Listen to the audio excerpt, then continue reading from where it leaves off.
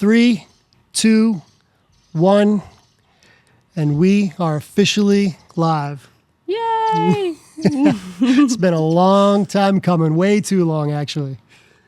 Drop some wisdom on you. Delayed obedience is Right off the bat? disobedience. Oh, man. Hit him right off the bat. Welcome to the Faith-Fueled Marriage Podcast, where we strive to build stronger Christ-centered marriages, one conversation at a time. Follow us along as we dive into our hopes, dreams, and struggles while giving you practical advice to strengthen your marriage. Let's check out our new episode. Welcome to the very first episode of the Faith-Fueled Marriage Podcast.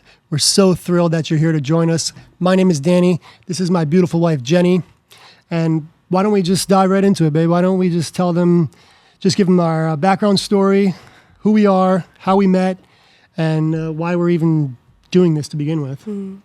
We've been married since 2017. Yes. Right? That was a good guess. Yes. Two imperfect people. Too many dates to remember. Yes. Just navigating life, focusing on Jesus, because without him, the world's already crazy enough. So just striving to just do the best we can in life and keep Christ as the foundation. Yeah, life is hard enough. With marriage is not the easiest thing in the world, obviously. Raising kids, throwing that in there, and finances, and the economy, and this and that, and just let's put all that in a pot and just mix it together. Yeah, and put it in a blender, and here we are. So, so we have 3 children. Yes. We homeschool. That's a blessing. You work at a corporate job. Yep. So that's the season of life we're in. So busy, but blessed for sure. Yeah. Why don't you go into a little bit of the why we're doing this?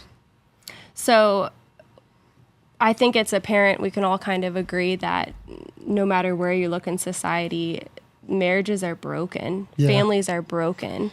Definitely. We do not have good examples on social media, on TV shows, and they're even coming after little kids' TV shows of the brokenness in the family, and they're trying to call evil good and good evil. So there's not enough just stuff out wholesome. There. Yeah, that shines just like the core value of how the Lord created marriage is healthy. Everything he does, it's for the benefit of us. It's healthy. Right. So, I think, and something we always say in our family is the stronger the marriage, the stronger the family. So that's one of the reasons that we're really trying to push this. And if we've said this before in other videos and stuff, but if it's true, which we believe it is, that there is an enemy that just wants to rob, kill, and destroy us, right? What an easier way, or one of the avenues that he takes is he attacks the marriage and causes division there, and that trickles into the rest of the family, and it could be generations, right? Absolutely. So that's just something that's just been on our heart, that we really got to just bind that together. A cord of 3 strands cannot easily be broken, right? So just that's one of the main reasons that I think that we're doing this, right? Yeah, absolutely. So it's actually a really interesting story. You want to share how you were led to do this? Yeah, I'm not the best storyteller, but I'll do the best I can with it. So basically, as you mentioned, I have a corporate job, and that works well for some people, but some people it's difficult. So we've been in a season kind of now where a lot of prayer and fasting, and where are we going next? What are we doing? And I know as the provider, I had a financial mindset in it. So one day I was praying at work, funny enough, and I'm just God, what's the next step? Where are we going? What do we, and I just felt this, I remember I texted you, I just felt this heavy, it was a clear, concise, voice. It was just in my head, it spoke to me, and it was not audible, but I heard it within me, and it was just a weight. It was start a marriage podcast. I kept praying. I'm what's the next season? Is it real estate? Is it this? Is that? What are we doing? And then it was just more clear, and it was a heavier weight, and it was start a marriage podcast. And I was Okay, God, but like, what are we doing now? Like, okay, that's cool, whatever. We'll start a marriage podcast. I don't even know what that means, but anyways, let's keep focusing here. I'm telling God what to do, right? So yeah, so then I kept praying, and then I heard it like even more like weight on me, and it was like start a marriage podcast. And I'm just like, what does this even? Then eventually I'm like, okay, what does that even mean? Like podcast? Like I'm not a podcaster. Like I don't know how to. The fact that we have this stuff here, like I wish I could show you on camera. Like I'm shocked that this is even here right now. Absolutely. Like because it's been a year. Because like, it's been so long. That's why you said at the beginning, delayed obedience is actually disobedience, because we've kind of just like had so much opposition like upon this whole entire thing. So anyways, so I texted you like right after, and I was like, God told us to start a marriage podcast. You're like, what? I'm like, yeah, I don't know. I don't remember if you were excited. I was like, let's go. I was like, that is something God would say, because we were like, we want to eat bananas. He's like, okay, here's this. Yeah, it made no sense. But here we are. But anyways, so there's a guy that works for me at work, one of my employees, and we talk a lot about life and marriage and stuff like that, and I help him out with like marriage advice, and he, we bounce things off each other. So I remember I went and I told him, and I was like, I won't use his name. I was just like, hey bud, so my wife and I are gonna start a like a marriage podcast thing, and he's like a YouTube thing. We don't even know what it means, but that's what we're gonna do. And he's like, oh, that's cool. And I was like, yeah, what's crazy though? I was like, I just feel like this weird opposition against it. He's like, what do you even mean? And I'm like, I don't know. I was like, I don't know if it's going to be, because I did feel this. It was weird. It was very odd. I was like, I don't know if it's going to be physical or mental or spiritual or whatever. Emotional. I have no idea what this is. Like, I don't know if there's going to be an accident. I have no idea. I was like, I just feel like there's something. Well, I don't remember the exact date. I guess maybe I should, but my parents would know exactly the date. Yeah. I was at work that day, and maybe an hour later, my mom calls me. So this was during the time of when Asheville got nailed with that hurricane, right? And my parents, some people who know us, they know that we have a cabin up. My parents have a cabin up there. So my family, it's where our cabin is. It's like 45 minutes from Asheville. So my parents wanted to go help out, and they went to some local churches and stuff like that. And they were helping, because it was a mess. They were handing out food and stuff like that. So one day, my parents were up there, and in the morning, I guess my dad had really like stiff neck or something. Like it was a pain in his neck, and it was just getting worse, I guess. And when my mom was telling me, she's like, hey, Dad had a pain in his neck, and I was like, oh, he's probably just like, he's an animal. Like everyone that knows my dad, he just like, he doesn't stop. He's like this guy's just like, just goes and goes. So he was the guy that was like picking up the big boxes and stuff like that, right? So I'm thinking, he probably just like, he picked up a big box and he tweaked it, and now he has like a stiff neck or something like that. So I'm telling my mom like, oh, whatever, don't worry about it and stuff. He's probably just give him some like NSAIDs and ice or something. He'll be, And she was like, no, she's like, it's something else. Like he's not feeling good. So she called the ambulance. It was like this whole thing. They thought and long story, like a lot of you that know our family, you guys know the story. So basically, they thought that he had a heart attack. So they came, because he was showing signs of that, but like the EKG and everything wasn't reading that.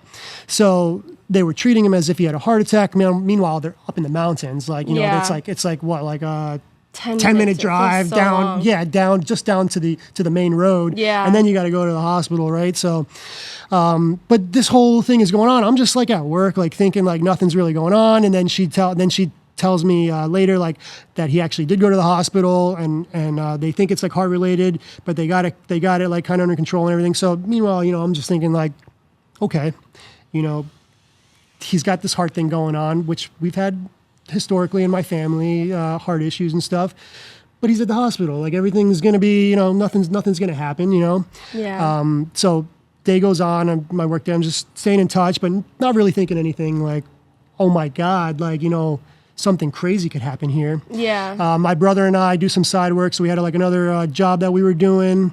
So we were working late that night, and I was staying in touch with my mom, and it's all kind of like blurry, the whole situation, right?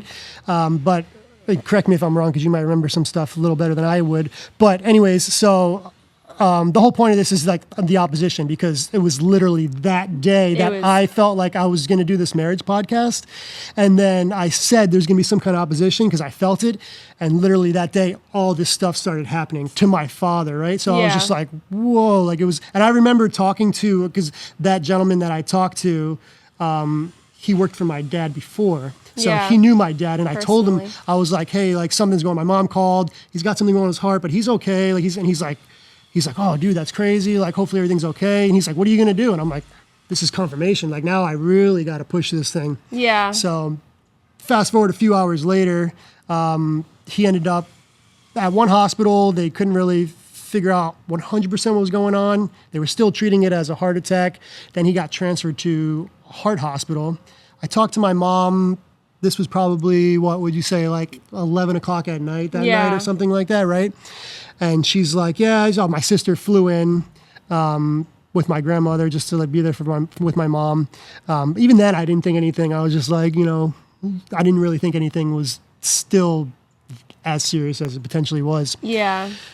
Then I was talking, so me and my brother finished our work. I'm driving home. I talked to my mom. How's he doing? Oh, she's like, he's doing good. They're going to maybe run some tests in the morning. I'm like, Ma, he's there. Let's run the tests and like, tell them you want to just figure out what the heck's going on. Like, Yeah. She's like, yeah, they're keeping him overnight. Christy, I'm going to pick up Christy right now, blah, blah, blah, whatever. So I was talking to my mom on my drive home. I just getting ready to pull into my neighborhood. My brother calls me and he's like, did you talk to Mom? And I'm like, yeah. I'm like, I just, talked to her I just hung up maybe like 10, 15 minutes ago. And he's like, no. He's like, they just called Mom and they said, you need to go. I'm like, you need to go back to the you need to come back right now, because he just had another episode and we don't know, like, it's very serious. Like, we don't know if he's going to make it. Yeah. He tells me that. I'm like, what? What I'm the like, heck I'm is like, are you going kidding on? me? You were home. I come inside. And I told you, and you're like, oh my God, your mom, thank God, was a cardiac nurse. So she's like filling us up on all this stuff. Yeah. I'm like, just like, my head's like starts spinning and stuff like that. Cause they're like, the whole situation just got so crazy. And like, he went code blue during that whole thing for like, we didn't even know what that meant, but your mom was like, My mom was like, you guys, you got to go. You got to go up. And I remember like, you're like, just go shower. And then like, we're going to figure out what's going on. Like, and you're like, do you want to go by yourself? And I'm like, no, I need like my family there with me. And I was just like, I couldn't believe it. I was like, I'm going to lose my dad. Like the crazy thing is, like, a lot of people don't know this. So I lost my grandfather when I was 5. Yeah. And my dad was in his like mid 30s, late 30s, whatever, Yeah. like I am now. I'm in my 30s. My dad's in his 60s when my grandfather died. And my son, which was my age, 5 years old, when my grandfather passed. And I'm thinking, this is like, am I reliving a nightmare right now? Yeah. Like, this is not real life. Like, I was just like, there's no way. All this is happening. And I'm like, is this like opposition? Is this the spiritual opposition? Like, what is happening? I'm about to lose my dad just because, like, what is going on right now? Yeah. Like, and I just couldn't, it was all just like a crazy blur. Yeah. So I remember they're like FaceTiming us, and there was like a chaplain there. I'm like, get this chaplain out of here. Like, I was mad because like basically he was like a support chaplain, like, and that means like he's gonna die tonight. Like, I was like, it was just so like heavy, and it was just, I couldn't even believe it. And then, long story short, most of you know, he ended up getting an emergency procedure. They had to get him stable. And they're like, we don't have time to get him stable. Like, he has to get this procedure now because, like, he is going to die. Like, this is it. Like, and I was just like, I couldn't even believe it. Like, they're like, you need to come up here, like, now. So me and my brother, and we went up, like, right away. And then he ended up, thank God, like he I forget the percentage. It was such a low percentage of like people that actually get this procedure. What was it? It was a type A aortic dissection is what he had. And then he had what was the thing that called when it was like swelling up on the heart?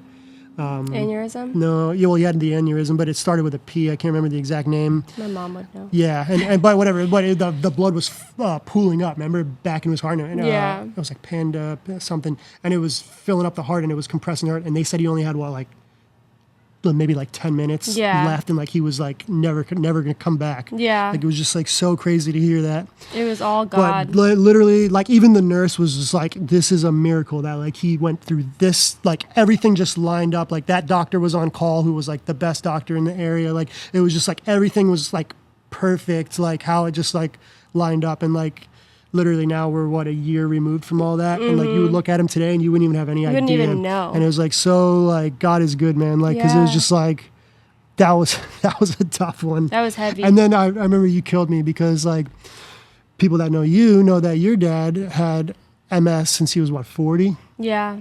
And he just slowly started to decline, and he, unfortunately, Scott passed away earlier that year, right? Yeah. And you looked at me and you said, I can't lose 2 dads in 1 year, and I just like broke my heart. I was just like, geez, man, like that's what I was praying. I was like, God, please don't take another dad. Yeah, like 2 dads in 1 year. When you said that, I was just like, God, man, like it shook me, dude. Like it was just like, but I didn't want to go off on a tangent on all that because this is about marriage, but I just wanted to let you know, like that was the heaviest one of opposition. We've had other things like our dog. A week later, our dog was diagnosed with cancer. Yeah, and we're like, oh my God, I'm like, what is going on, man? Like all because of this? Like this is like insane. Like it didn't make any sense. Then I had like that. Every time we would go to like do things with like the electronics, we didn't have any idea what we were doing. Like the microphones wouldn't work, and we're like, this is so stupid. Like, why are we even doing this? We were just getting so frustrated. I'm like, how it should just plug in. Like, why is this so dumb? Whatever. Finally, here we are. We figured it out.